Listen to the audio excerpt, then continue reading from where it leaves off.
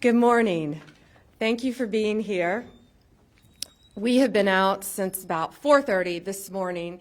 The great men and women of law enforcement have been working on this operation for days and days, and probably weeks.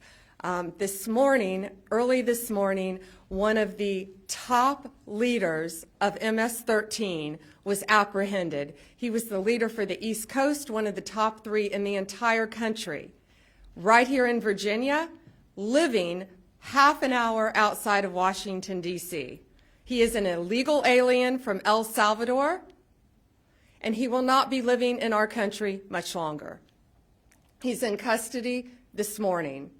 One of the top leaders right here near our nation's capital. I just cannot thank Governor Youngkin enough for his leadership in this effort. This has been a joint effort with state and local agencies. FBI Director Patel, thank you so much. Terry Cole, Virginia Secretary of Public Safety, our U.S. Attorney, Eric Siebert, DHS Secretary Noem, of course, who is in El Salvador, the home country currently of our illegal alien. DEA Acting Director Maltz, thank you. Our U.S. Marshals Service, ATF, all of the members of our task force who have been working tirelessly. We were out at that scene this morning, and what we saw was second to none. Teamwork, everyone working together. You know, someone made a great point, no egos. It was a team. You could not tell who was with what agency. Everyone was working as a team. And the most important thing, all of our agents were safe this morning, all of our law enforcement officers, and the bad guy is in jail. That's what matters. That's what happened. America is safer today because of one of the top domestic terrorists in MS-13. He is off the streets. This has been an ongoing directive of President Trump. His directive to me when I became Attorney General of the United States was very simple. Keep America safe. Make America safe again.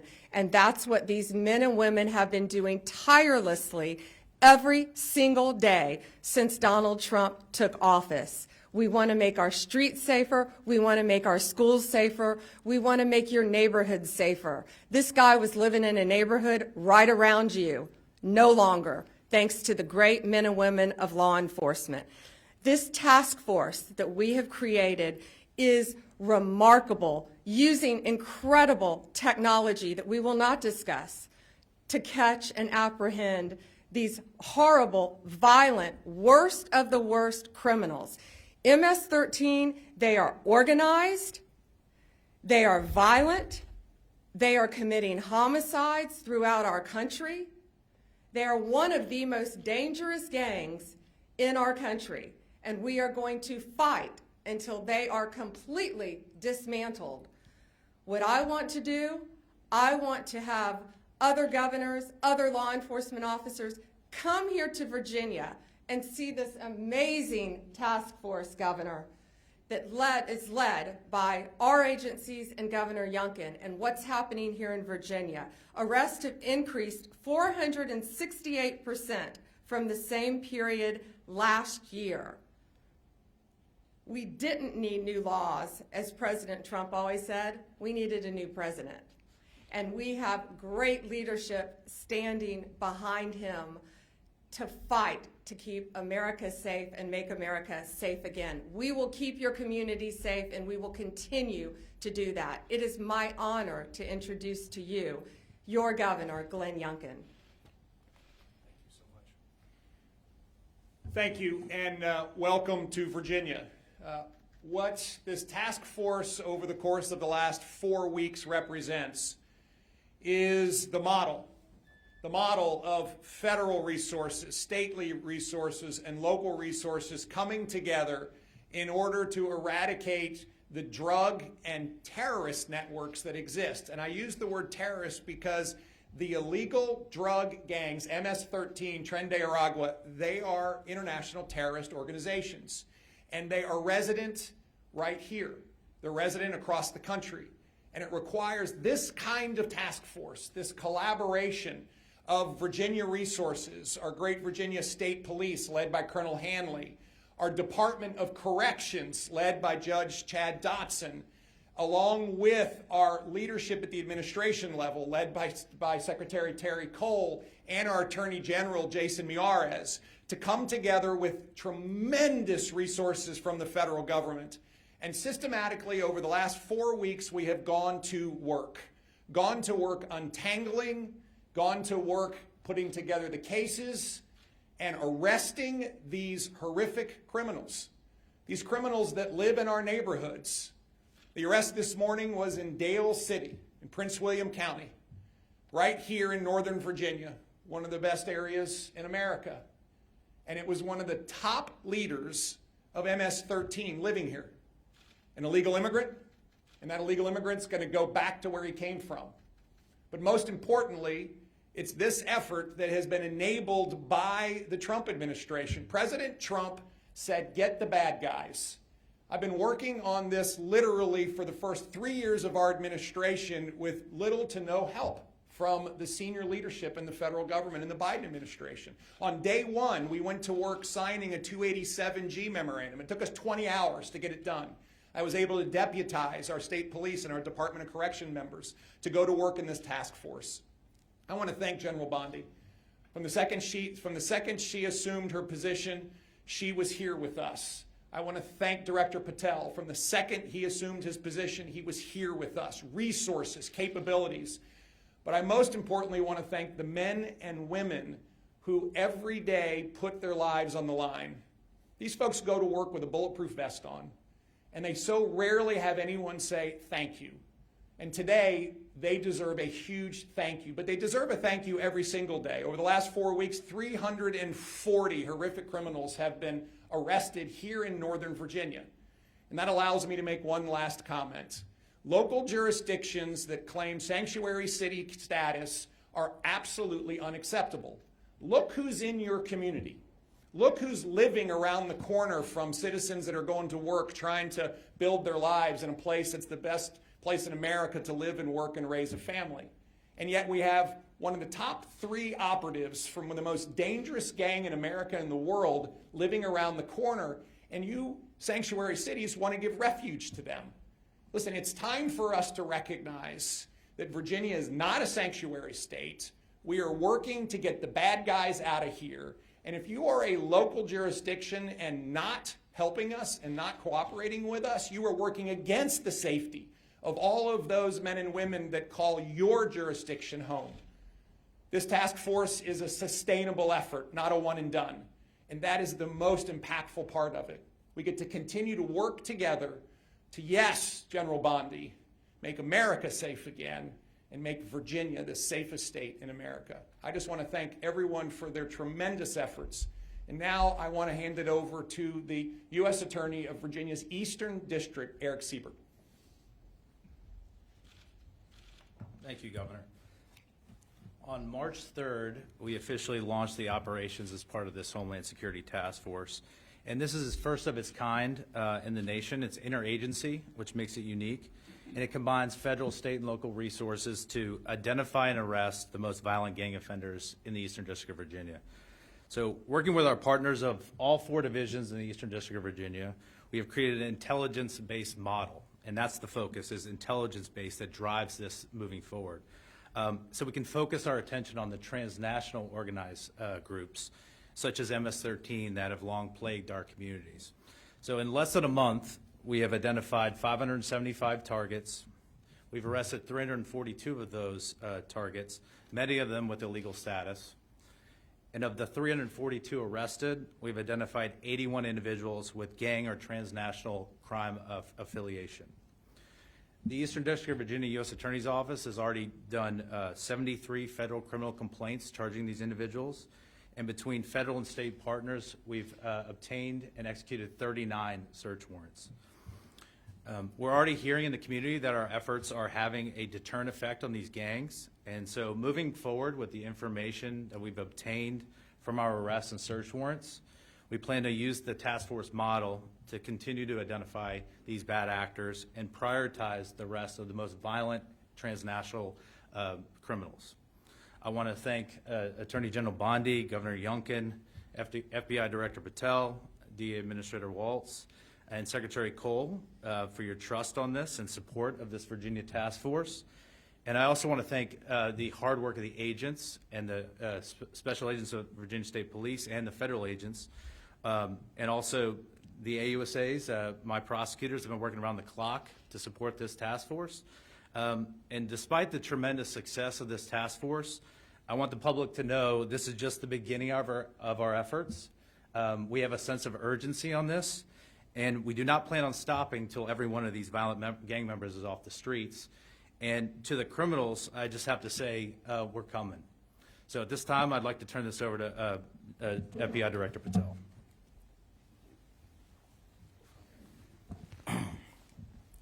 This is what happens when you let good cops be cops. And we're going to continue to let good cops be cops across this country. President Trump gave us the executive decision to go after and safeguard our communities. General Bondi is our warrior of justice leading that charge. Governor Youngkin, it's an honor to be a partner in this operation with you and U.S. Attorney Siebert. This is the mandate we have. Right now we have an American dying every 7 minutes from a drug overdose. That is a national security crisis we have not seen ever before. We have a woman or child being raped every 6.5 minutes in this country. We have a homicide twice an hour. No part of that metric is a safe and secure America.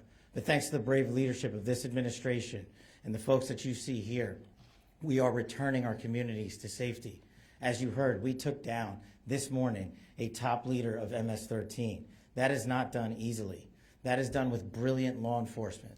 And right here, I'm proud, and I think the governor knows I'm biased, having graduated from the University of Richmond, to have this here in the state of Virginia, here in our Northern Virginia resident agency, with our partnership with our Washington field office and our special agents, our SOS folks, our intel analysts, and our support staff. My priority has been law enforcement across the country, and that will not change. But law enforcement across the country cannot be done just by Washington, D.C. and the federal government alone. This task force was stood up 1 month ago. In 1 month, the brave men and women on this task force from state, local, and federal authorities have arrested 342 criminals in the state of Virginia alone. We wanted this to be a successful model. It is a successful model because of you, because of your men and women on the streets. We have the easy job in Washington, D.C. You take it to the max every single day. You put your safety on the line. You put your selfless desires ahead of going home and seeing your families at night because you care more about safeguarding our schools and our community than you do your own safety. So we will always have the backs of good cops because you have the backs of the American people. And this task force is going to go everywhere it is needed across the United States to bring the form of justice and measured security and safety that our American citizens deserve. It is an America First model because we live in the United States of America. And if you are here illegally, you will not be here any longer. And if you are going to continue to commit acts of violent crime, you will meet the same fate that this individual did this morning. And I just want to reiterate what our partners said behind us. This is not possible without the folks that do the job every single day. And as director of the FBI, it is a privilege to lead some of these brave men and women. And the only ask that I have of you in the community is the next time you see a cop, thank them. The next time you see someone safeguarding our schools, shake their hand. The next time you see our brave men and women of the FBI and the local and federal state police take down a violent terrorist, maybe give them a hug. Because those guys, those gals are the ones that are going to continue to keep our city safe. And we will not stop until this national security crisis is recognized, brought into check, and eliminated. Thank you. Questions? Amber from the Daily Caller. Thanks. Hey, First Amber. question is, how long was this individual living in the United States illegally and operating as a leader of MS-13? And then two, MS-13 has been a huge problem in Virginia for several years now. How many members of that gang do you believe are currently operating in the state?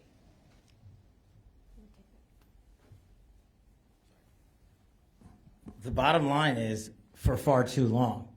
And because of operational security, we won't get into too many of the details about this individual. But if you're here for a minute, a day, a month, or a year, you've been here far too long. And General Bondi has made it a priority at this FBI that we manhunt every single person committing an act of violent crime. And it should speak volumes that the leader for the entire East Coast was living right here in Virginia, right among us. Question? Oh, did you want to add something? Can I just Governor add wants to that? add I'm something. sorry. I just want to reiterate that, first of all, President Trump's executive order declaring the drug gangs and cartels international terrorists is critical underpinning to the work today. Second of all, the collaboration now that's available because we have a 287G memorandum in place is critical. And it allows us then to bring the intelligence together to go pursue and arrest someone like this. And I just want to reiterate again, this is new. And the capabilities that are being displayed right now are capabilities that are now available not just to Virginia but to the rest of the country because of the administration's forward-leaning vision on how to use state and federal resources in collaboration in a way that has not been done. I have to say, Terry Cole has been leading our efforts in the Commonwealth brilliantly, but until we were able to bring in the federal resources in this way, bringing down somebody like this would not really have been possible. And Governor Youngkin and I, once again, are going to offer this to every governor in our country. Let's see who takes us up on this to keep their states safe. Questions? I have been, there's hundreds of these arrests happening so quickly. Have these individuals been identified under the Biden administration? I mean, was there a paper trail of these people? Were they all identified and targeted with the Trump administration in place? And then I also wanted to hear from the governor, too, on Fairfax County. We have heard in recent years issues about the sanctuary policies there, people who are dangerous, illegal aliens, suspected, being set free into the communities and then committing other crimes. So I'm curious what we do from here. So first, many had been identified. They had been living here. Many had been identified. Living here, they were let freely into our country. All of these illegal aliens. I had gone to that border in September. Nothing humane was happening at that border. Passports stacked everywhere, everywhere. From every country you can imagine, people freely walking across our borders, fighting age men coming into our country. And this is the result of Joe Biden's open border policy. What our country has been plagued with. But from the second Donald Trump took office, he said he is going to make America safe. He shut down our borders, and now it's our job to get these people out of our country as fast as we can. And this coordinated group effort, this task force that has been put together, is making a difference here, and it will make a difference around the country. That's why you're seeing so many arrests so fast, because we will not have another Lake and Riley. We are going to catch them, we are going to apprehend them, and they are not going to like where they are going. Governor Youngkin, did you want to answer the second part? Thank you very much. First and foremost, this task force was designed in the White House with this team around the table. What do we need to do in order to go after the gangs, the cartels, and of course the drugs in a community like Northern Virginia, like Fairfax County, that has seen county leadership not pursue the necessary steps in order to fight this crime? And this task force was architected in a very quick period of time and stood up immediately. And in fact, when Director Patel was confirmed, within a day, he authorized this facility and these capabilities. General Bondi immediately came to lead it, and we found ourselves with truly one-of-a-kind resources going to work. And I just want to emphasize the pace and the focus. And so, no, these were not lists that were available in the previous administration because they wouldn't do that. And the minute that we had partners that would do this with us, then lists of 500, 600, 700 targets could be put together in collaboration with state police and federal authorities and our Department of Corrections. Critically important, and I cannot emphasize enough the collaboration and support and leadership out of the new administration that is so different than what we saw in at least the previous 3 years of my administration. Finally, with regards to counties that are demonstrating resistance to cooperate with federal authorities and particularly with ICE, This is why I have put in a budget amendment in our budget that if they're not going to cooperate with ICE, then we will withhold funding. Now, I need a General Assembly to vote for this. And I need a bunch of Democrats to step up and say, hey, we believe in public safety and we're going to hold jurisdictions accountable. And with this budget amendment, we can then hold Fairfax County accountable. But I'm also asking for help from our federal partners to make sure that jurisdictions that are not cooperating with ICE, we can in fact step in. And that's why the 287G memorandum that we have signed with the federal government is so important. It allows me to deputize our state police and our Department of Corrections folks, and we can then step in and make sure that we're taking custody of these folks and handing them over to ICE to be deported. This is critically important. We're not backing off, and I do believe there's an invitation here. There's an invitation for everyone to come together and recognize that criminals, literally, one of the top operatives in MS-13 is in a community that would have never thought they were there. And if we continue to have sanctuary city philosophies, that's where they're going to go. And I don't believe any community in Virginia wants someone like this living in their community. And that's why it's so important that we come together, put down all the politics, and work together in order to make America safe again. Thank you. One more question. We've got time for one more. Pierre, ABC. General Bondi, good morning. Yeah. I have one question on topic and one question off topic. Can someone Of speak? course you have to go off topic. Question number one, can someone describe what this suspect's role was in MS-13 in terms of what kind of activity was he overseeing? All we're saying now, for certain reasons, we're not identifying him by name. He was one of the top members, top 3 in the entire country, head of the East Coast, one of the 3 leaders, and I will say very violent crimes. Anything you can associate with MS-13, he was the leader over it. All of the violent crimes. So he's very dangerous. He should not have been in this country. He's from El Salvador, and he was recruited at a very early age, and it rose to the leadership. And you have to be bad, you have to be tough to get there. But he is no longer tough because he is behind bars. The off-topic question, in terms of the signals chat controversy that's going on, is DOJ involved at this point? If so, why? If not, why not? Well, first, it was sensitive information, not classified, and inadvertently released. And what we should be talking about is it was a very successful mission. Our world is now safer because of that mission. We're not going to comment any further on that. If you want to talk about classified information, talk about what was at Hillary Clinton's home that she was trying to bleach bit, talk about the classified documents in Joe Biden's garage that Hunter Biden had access to. This was not classified information, and we are very pleased with the results of that operation and that the entire world is safer because of it. Thank you all very much. Thank you for coming here and reporting.